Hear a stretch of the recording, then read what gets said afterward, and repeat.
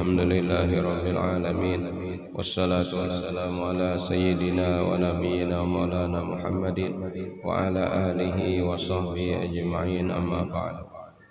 Qala al-mu'allif rahimahullah, faslun bi bayani halil qalbi wa jundi. Ini suatu pasal pada menyatakan hal hati serta tentaranya, bagaimana keadaan hati dan tentara. Ini kita sudah masuk kepada ilmu fardu ain, masalah hati.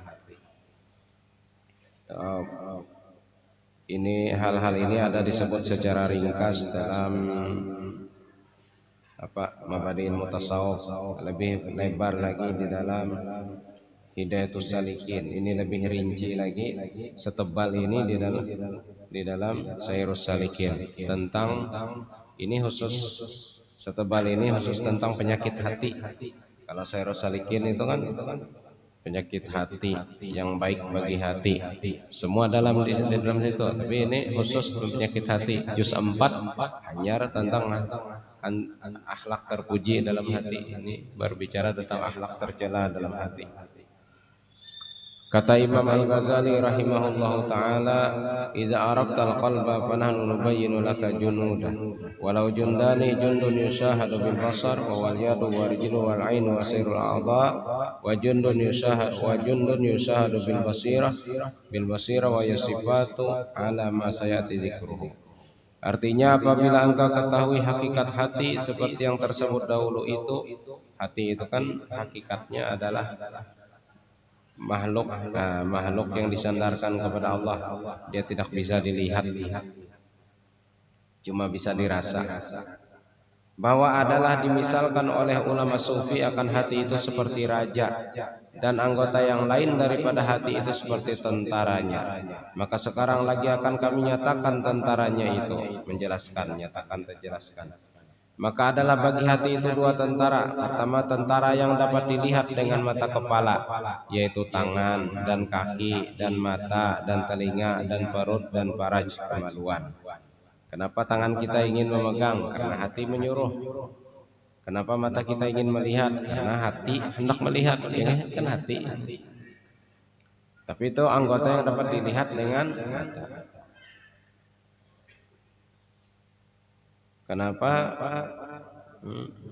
yang di bawah mendongkrak? Nah, karena hatinya hendak mendongkrak, celiwak dan barang sebagainya seperti yang lagi akan datang. Karena segala maksiat yang zahir dan taat yang zahir itu jadi keduanya itu daripada segala anggota yang zahir. Seperti kata Imam Al-Ghazali rahimahullah taala dalam Bidayatul Hidayah. Wa'alam annaka idama tasillah azza wa jalla bi jawarika wa ya ni'matun minallahi ta'ala alaika wa manatun ladaik. Wasti'anatuka bi ala ma'siyatin gayatul kufran wa khiyanatuka bi amanatin awdaka Allah gayatul tughyan. Fa'adauka ra'ayaka fanzur kaifa tar'aha wa kullukum ra'in wa kullu mas'ulun an ra'iyati. Artinya, dan ketahui olehmu bahwasanya engkau hanya saja berbuat maksiat akan Allah Ta'ala Azza wa Jalla dengan segala anggotamu. Jadi maksiat dengan anggota badan, dan anggotamu itu nikmat daripada Allah Ta'ala atasmu. Anggota ini kan nikmat Tuhan. Dan lagi anggotamu itu pertaruhan atau amanah, titipan, pertaruhan atau titipan atau amanah Allah Ta'ala padamu. Maka jika engkau berbuat maksiat dengan sesuatu daripada anggotamu itu, maka sesungguhnya engkau minta tolong, minta bantu dengan nikmat Allah Ta'ala atas berbuat maksiat. Kan anggota badan ini adalah titipan Tuhan, lalu kita gunakan untuk melawan Tuhan. Nengaulu duit, kita nengaulu duit, kalinya duit kita milih taracun akan mayuhupan gimana nggak duit. Kurang ajar benarnya. Maka yang demikian itu sehingga kufur bagi nikmat Allah Ta'ala. Jadi menggunakan anggota badan untuk maksiat itu berarti sangat kufur, sangat tidak berterima kasih kepada Allah. Inengnya malah akan melawan, yakni mensia-siakan yang dijadikan Allah Ta'ala dengan dia, karena segala anggotamu itu dijadikan akan dia karena berbuat ibadah kepada Allah Ta'ala. Maka tatkala engkau berbuat maksiat dengan dia, maka yang demikian itu menyalahi akan yang dijadikan dengan dia. Itu menyalahi bagi tujuan dijadikan anggota badan untuk taat, maksiat. Inilah makna kufur di sini, yaitu dinamakan kufur nikmat dan bukan makna kufur agama. Dan lagi segala anggotamu itu pertaruhan, dari pertaruhan amanah daripada Allah Ta'ala kepadamu. Jika engkau berbuat maksiat dengan dia, niscaya engkau khianat, dan khianatmu pada pertaruhan yang menaruh akan dia oleh Allah Ta'ala padamu itu, yaitu sehingga maksiat dan sebesar-besar zalim. Maka segala anggotamu itu seperti rakyatmu. Rakyatnya bahasa Arab ra'iyah, ra'a yar'a riayatan. Ra'a itu memelihara. Dan seperti tentara, maka tilik olehmu betapa engkau memeliharakan akan dia, betapa atau bagaimana. Maka sekalian kamu itu peliharaan, semua kamu itu peliharaan tenaranya. Ketua, semua kamu itu adalah ketua, tukang pelihara. Dan tiap-tiap kamu itu ditanyai pada hari kiamat daripada sesuatu yang kamu peliharakan itu. Maka wajib atas tiap-tiap orang yang mukallaf memeliharakan segala anggotanya itu daripada berbuat maksiat. Kedua, tentara yang dapat dilihat dengan mata hati, yaitu segala yang di dalam batin, yakni di dalam hati. Karena segala maksiat yang batin dan taat yang batin itu jadi daripada sifat yang di dalam hati itu. Atas yang lagi akan datang sebutannya itu. Ini tentara yang di hati. Maka wajib atas tiap-tiap orang yang mukallaf menyucikan akan hati itu daripada segala maksiat yang batin itu. Semakilah wajib sembahyang.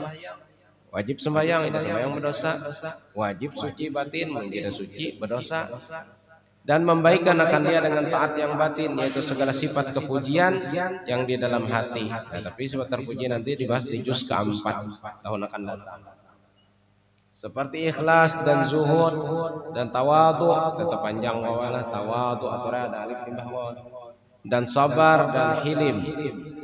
Hilim itu lambat marah. Seperti yang lagi akan datang supaya jadi baik segala anggota yang zahir itu, seperti sabda Nabi sallallahu alaihi wasallam, ala wa inna fil jasadi mudghatan idza saluhat salal jasadu kulluhu wa idza fasadat fasadal jasadu kulluhu ala wa hiyal qalbu.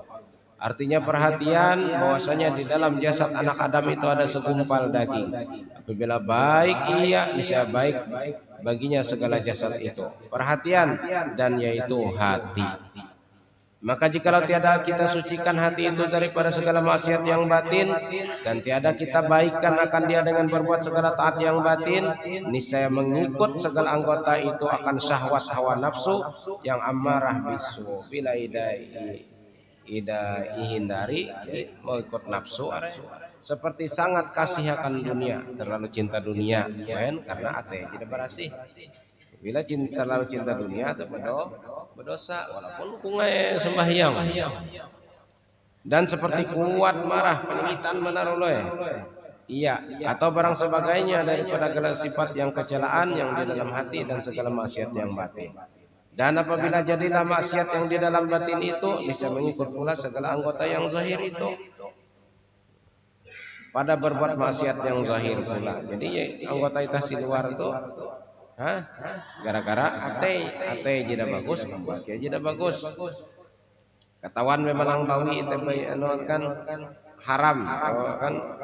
Lalu berhimat arif malang, lalu menaksir, bukan menaksir sebab gara-gara arif hendak tuh gara-gara ialang akhir berpacaran.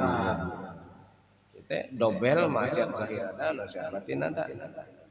Dan adalah yang demikian itu berbalik, yakni pada ketika itu jadilah hati itu akan hamba bagi nafsul ammarah itu, dan jadilah nafsul ammarah itu akan raja, dan yang demikian itu membawa kepada binasa kerajaan hati itu. Dan karena sebab itulah kita disuruh memerangi nafsul ammarah dan disuruh melawan akan kehendaknya itu, yakni jangan diikuti kehendak nafsul ammarah itu supaya jadi baik kerajaan hati, seperti yang lagi akan datang pada bab Riyadhatun Nafsi. Baca Riyadhatun Nafsi dan Mujahadatun Nafsi itu. Syahadan kata oleh muhai saudara kami yang menjalani akan jalan orang yang muqarrabin, yang akhyar. Muqarrabin orang yang dekat, yang akhyar, yang baik-baik. bahwa murad yang dikehendaki, yang dimaksud dengan maksiat yang batin, yang disuruh oleh Allah Ta'ala menyucikan akan hati daripadanya itu, yaitu segala sifat yang kecelaan, sifat tercela, dan segala perangai yang kejahatan, yaitu amat banyak, hari benar, tetapi disebutkan oleh Imam Al-Ghazali rahimahullah Ta'ala dalam kitab Al-Arba'in fi Usuluddin itu 10 perkara. Jadi bahas tuh 10 tapi kata-kata banget. Alhamdulillah hujan. Doang enggak ada ngobuli. Pertama syarahut ta'am, yakni sangat gemar kepada membanyakkan akan makanan. Hendak bakakuman terus, hendak belanja terus. Nah, jite bakakuman belanja jite ada maksiat cuma hendak terus teh nah. Anak ate dosa itu teh. Hendak bakakuman terus. Dan lagi akan datang bicaranya insyaallah ta'ala pada bab yang ketiga. Kedua syarahul kalam, yakni sangat gemar kepada membanyakkan berkata-kata. Hapander teh ada kalanya hukumnya mubah, ada kalanya makruh, ada kalanya haram. Tapi perasaan hati enggak anak apanguk, enggak ida mangat ida pander, itu dosa. Dan lagi akan datang bicaranya insyaallah ta'ala pada bab yang keempat. Ketiga ghadab, yakni kuat marah, dan lagi akan datang bicaranya insyaallah ta'ala pada bab yang kelima. Keempat hasad, yakni dengki akan orang yang dapat nikmat daripada Allah Ta'ala, dan lagi akan datang bicaranya insyaallah ta'ala pada bab yang kelima. Kelima, bukhlun wa hubbul mal. Bukhlun wa hubbul mal, yakni kikir dan kasih akan harta, dan lagi akan datang bicaranya insyaallah ta'ala pada bab yang ketujuh. Keenam hubbul jah, jadi itu urusan ate urusan adab. Yakni kasih akan kemegahan dan kebesaran, pangkat jabatan. Dan lagi akan datang bicaranya pada bab yang ke-8 insyaallah ta'ala. Ketujuh hubud dunia, yakni kasih akan dunia, dan lagi akan datang bicaranya pada bab yang ke-6 insyaallah ta'ala. Ke-8 takabbur, yakni membesarkan diri, sombong waitah, dan lagi akan datang bicaranya pada bab yang ke-9 insyaallah ta'ala. Ke-9 ujub, yakni heran akan dirinya, heran teh bingung, wih ini warga kok bingung atau kaharat umpama. Dan lagi akan datang pada bab yang ke-9 insyaallah ta'ala. Ulai tahajud kan taat, tapi ate mulai hebat kia ya, kotona jadi dosa. Ate gawi jahir ada pahala, ate berdosa. Ke-10 riya, yakni berbuat ibadah tiada karena Allah Ta'ala, dan lagi akan datang bicaranya insyaallah ta'ala pada bab yang ke-8. Dan murad dikehendaki dengan taat yang batin itu, yaitu segala perangai yang kebajikan dan segala sifat yang kepujian, yaitu amat banyak, tetapi disebutkan oleh Al-Imam Al-Ghazali rahimahullah ta'ala di dalam kitab Al-Arba'in fi Usuluddin itu ada 10 perkara. Perkara juz keempat bahasa pada itu. Pertama taubat, perkara pula. Pertama taubat daripada segala maksiat yang batin. Kedua khauf, yakni takut akan Allah Ta'ala. Ketiga zuhud, yakni benci akan dunia dan tiada suka kepada harta dan lainnya, melainkan sekadar hajat jua. Keempat sabar daripada bala dan daripada sekalian kesusahan. Kelima syukur bagi Allah Ta'ala atas nikmatnya. Keenam ikhlas, yakni berbuat ibadah semata-mata karena Allah Ta'ala dan tiada karena lainnya.